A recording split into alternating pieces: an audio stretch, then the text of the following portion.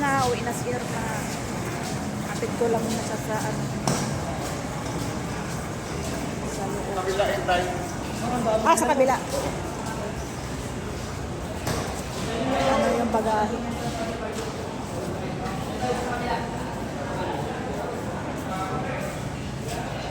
Ito yung bagahe.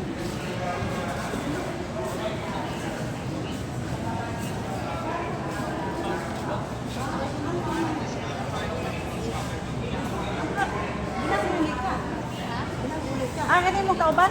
Dili siya kay asawa ni Roxel. Roxel? Di, ano yung dati kauban? Dili yang mama ni. Ayaw mo Yato na niya. Nagwapa na niya ka. Trabaho ka? Nakita lang yung kami. Ayan na yung ano. Okay na po. Okay Pasok na po.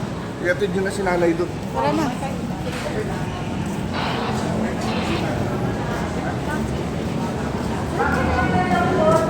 Ayan.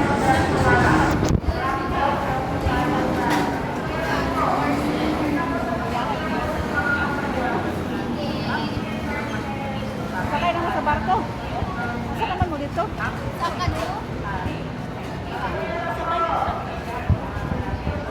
Akit na kayo? Wait lang kuya ha. Ang bagi, ano na yan doon?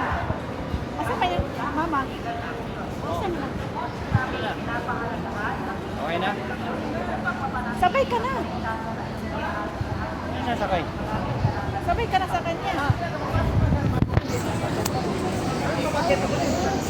O paano tagsa? Saka na ka? Pwede ba sumama doon?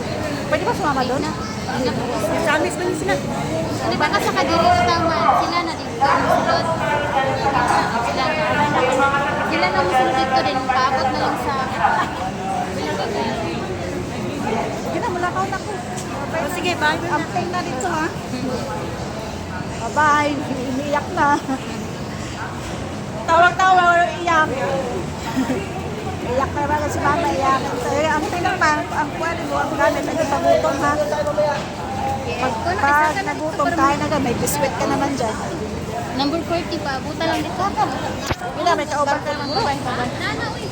Umiiyak mo naman. Mira. Amping ha. Ha? Oh. Tapos magkano ba ang ano? Pag-uusapan na natin. Eh, wala nang barya. Mga pakutok, mga bagay na magaling gaya ng Iyak si mama. Bakit? Eh. Ano mo na nagagawa? Gusto niyo na umuwi.